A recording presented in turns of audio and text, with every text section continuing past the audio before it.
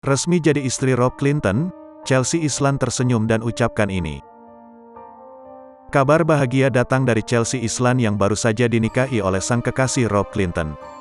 Rob Clinton menikahi Chelsea Islan di Gereja Katedral Jakarta. Pemberkatan nikah pun dimulai sekitar pukul 9 waktu Indonesia Barat. Chelsea terlihat anggun mengenakan pakaian gaun bersama putih, sedangkan Rob Clinton mengenakan jas berwarna emas dengan dalaman putih.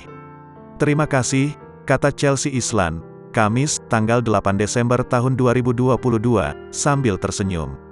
Kemudian Rob Clinton lebih memilih menelungkupkan kedua tangannya ke arah awak media saat memasuki mobil. Sebagai informasi, hubungan Chelsea Islan dan Rob Clinton mulai tercium publik pada 2019. Keduanya saat itu tengah menikmati berlibur bersama ke Singapura. Adapun hubungan mereka mulai go public pada 2020.